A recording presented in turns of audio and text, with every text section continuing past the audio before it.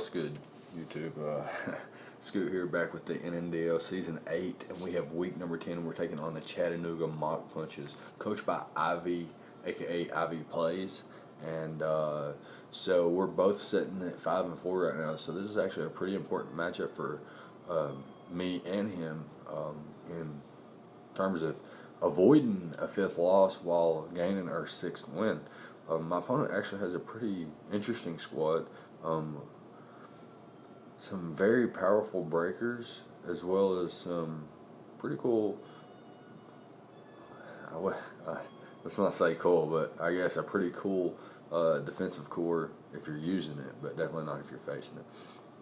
He's got the Mega Garchomp, the Galarian Zapdos, Celesteela, Toxapex, Rotom, Comfey, Cresselia, Silvally, which has the ability to run any form, any type, I guess, and the Sceptile and the Ugly.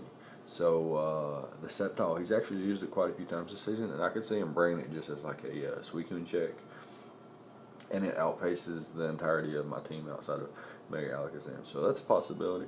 Maybe if he didn't want to bring Rotom or the Comfey, the Silvally coming as a dark type could be a nice check to the Mega Alakazam as well. And Cresselia could be a pivot into Mega Alakazam. So got to look out for those things that could come. But I do think he's going to bring the Mega Garchomp, the Zapdos, Galarian, Celesteela, Toxapex, Rotom, and the Comfey. Rotom's really good against me. Electric types are actually just really great against, especially when they have when they're dual typing, so that they can hit my Nidoqueen for perhaps neutral damage, which in this case it does. The Mega Garchomp is an absolute monster of a wall breaker, being able to break through even things like Clefable and can 2-hit KO Mandibuzz. However, if he does set up a Swords Dance, Foul Play knocks it out. Foul Play actually is a 2-hit KO regardless if he Swords Dances or not. It's just how powerful Garchomp is. Its attack stat is so high that Foul Play does so much damage. So to combat that, we do have a I mean, it's not really to combat it specifically, because it's kind of a different kind of set for Clefable this week. I'm running the Calm Mind, Moonblast, Thunderbolt, and Soft Boiled. I do have the Unaware ability. I wanted to run Magic Guard because I'm running Life Orb. So Life Orb, Magic Guard, nobody would notice unless they did calcs, and like specific calcs at that. And I would be able to 2-hit KO, or I'm still able to 2-hit KO Celesteela and Toxapex after a Calm Mind. So that's really cool. Unless the Toxapex is max HP, max SPDF, I think it actually survives. But other than that, Clefable's looking pretty good. It's, it can one-shot the Garchomp and the Galarian Zapdos, which is really nice for me, and can set up on a few other things, which is pretty cool. Suicune is there. It can also take hits from Garchomp, fire off an Ice Beam. It has Scald as well, just for consistent damage on everything, such as the Zapdos, Celesteela, etc. Got the Roar on there as well. Wanted to be able to roar things out, such as Cresselia setting up, or if a Garchomp potentially did set up, or if it was like Leech Sub, Celesteela. You just annoying Pokemon like that. Perhaps, and I was actually really afraid of a Calm Mind Comfey, so I brought Roar, and I also brought my Nidoqueen and my Kling to combat the Comfey as well.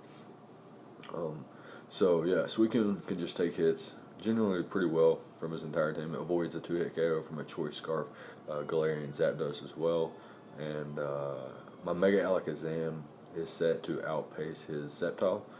Naturally, he could run like an Unburdened variant, but I just wanted to not be caught off guard, because even without Unburdened, it could be outpacing my Tauros.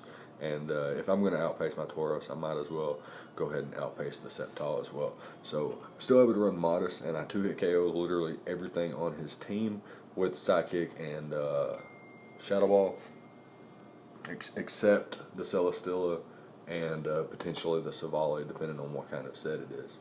So that's really good for me. I'm packing the Psychic and the Shadow Ball and Taunt for this Cresselia. I don't want it doing any kind of weird things. And I've got Protect on Alakazam to scout for U-turn on the Galarian Zapdos, as well as just to get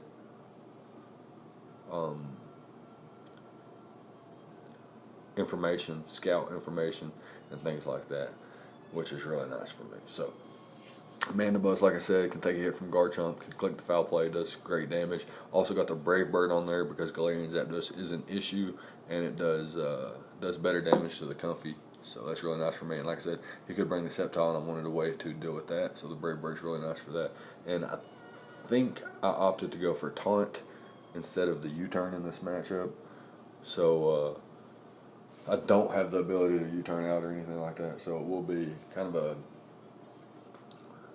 have to hard switch out and things like that. So Nidoqueen has Thunderbolt for the Celesteela, as well as Earth Power for pretty much everything else outside of the Galarian Zapdos and the Rotom. And I've got the Poison Jab for the Comfey, which is really nice. I guess Rotom is kind of a problem, but it's not really going to want to stay in versus a Nidoqueen anyway.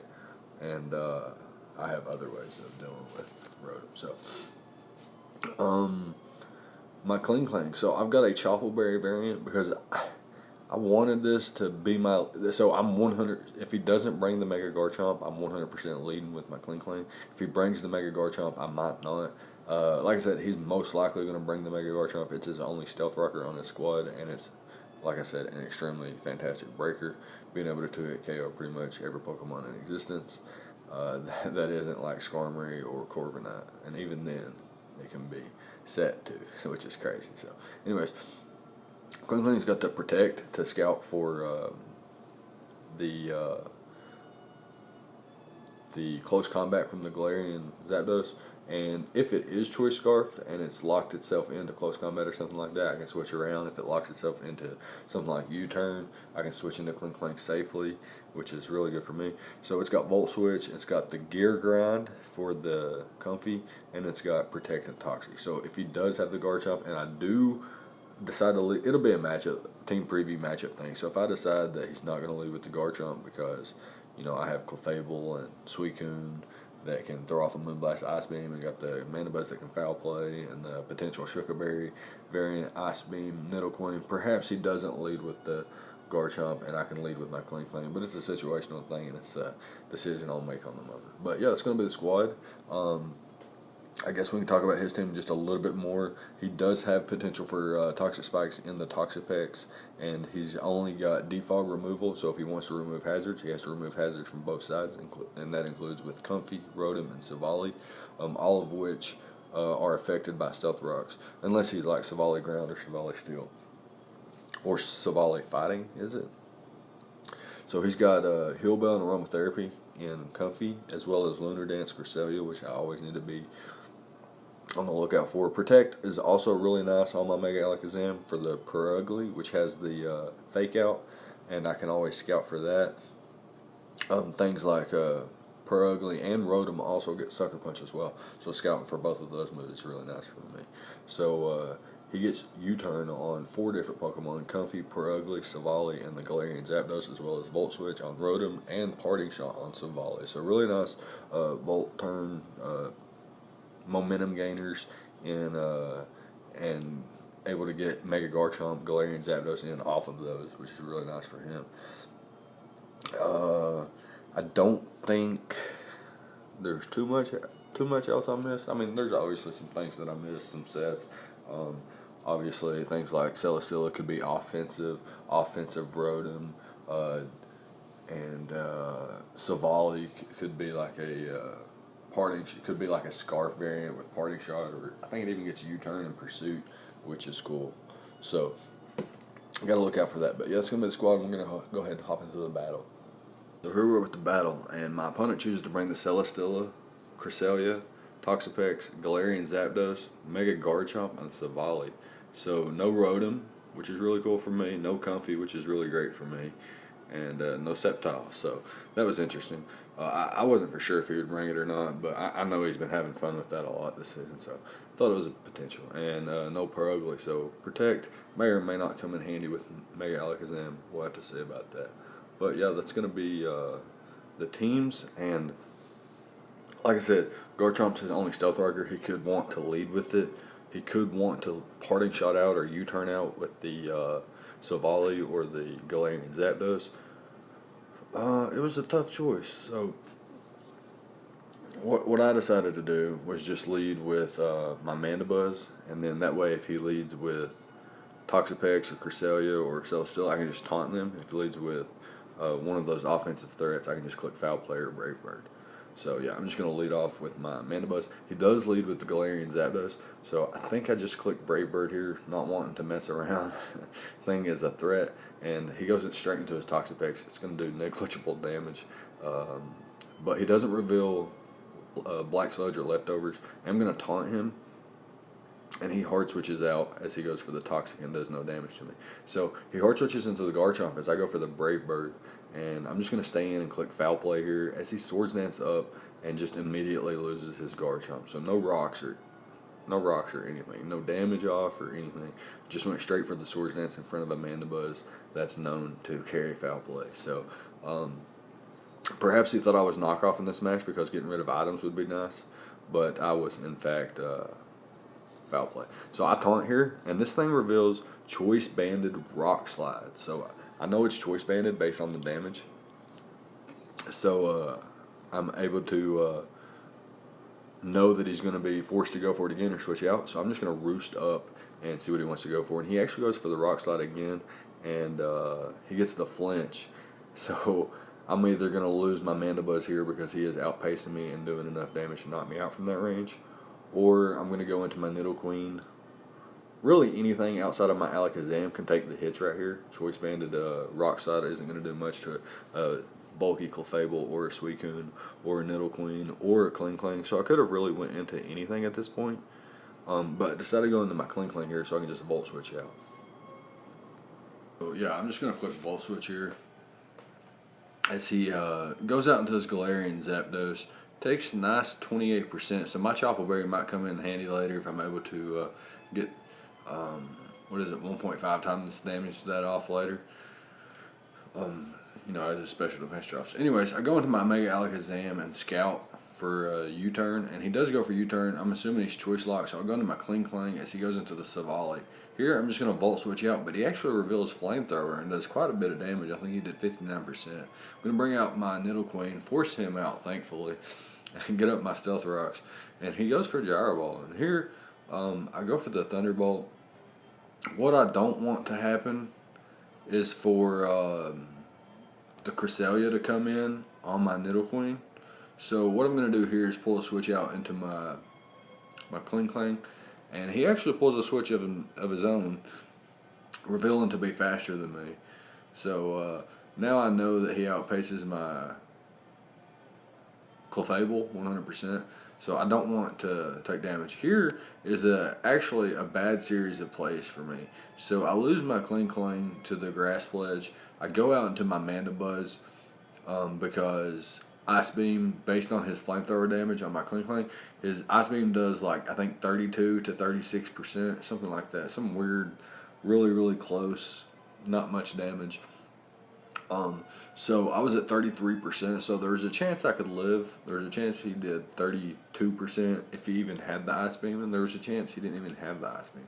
So I went into my Mandibuzz thinking I could get a roost off, but he does reveal to be faster than my Mandibuzz even, and is able to get the Ice Beam damage to knock me out. But I do get the Poison Jab damage off with my Nidoqueen. Switch out into my Mega Alakazam as he goes for the Ice Beam again. I tank that up pretty well, and I fire off a Psychic there, able to knock him out from that range, no problem. Here he goes back into his Galarian Zapdos. I'm going to Scout, see what he wants to go for. If he locks himself into U-turn, I could go into my Clefable even, but he does go for the Brave Bird, so I'm going to go out to Nidoqueen, let that thing take the damage. I could have probably went to Nidoqueen if he went for U-turn as well. Anyways, I'm going to bring up my Clefable here, knowing he's probably going to switch out, but he did reveal to be faster than me earlier, and despite being slower, Choice Banded Gyro Ball still going to do quite a bit of damage. So I'm going to switch out here. He could have another Steel type attack as well. So I go into my Suicune, the Iron Ball, or excuse me, the Gyro Ball does nothing.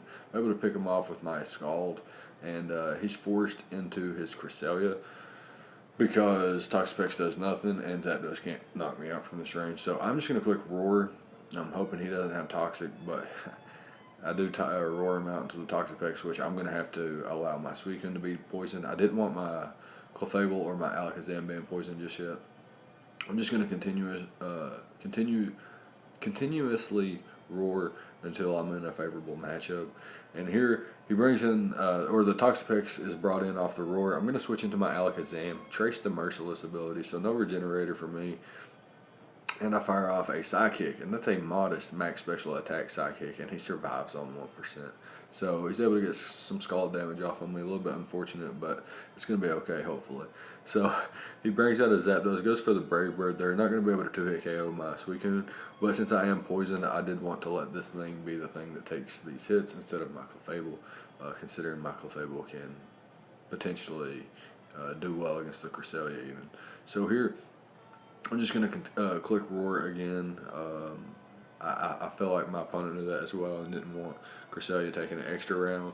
Didn't want to go into Zapdos for no reason either. So, anyways, he brings out Cresselia here, his last Pokemon. I'm going to go out to my Mega Alakazam, and I'm going to click Taunt. He's revealed Sub and Moonlight so far, so if he is if he's Calm Mind, he probably doesn't have anything to hit me with outside of Stored Power or Psychic. And if he is if he's Shadow Ball, then he's probably not Calm Mind. So I'm going to click Taunt here and then fire off my Shadow Balls. He goes for the Sub, so I'm not sure why he went for Sub there. I would have broken his Sub, or first of all, I would have brought him down to that much HP. Then I would have broken his Sub. It wouldn't have been good. But the Sub wasn't the play, and that's going to be game. So we're going to pick up a nice 2-0 victory here, and that's going to move us to 6-4 going into week 11. So next up, we've got Ryan, the number 4 coach right now. He's ranked number 4 next week. Then we've got the number 2 ranked Altarias, coached by Kirby. And then we've got the Kraft Mac and Cheese, ranked number 3, and Jacob in our last week's match. So that's going to be it. Let me know what you guys think about the battles. Leave a like, comment, subscribe, all the good stuff, and I'll see you guys next time. Thank you for watching.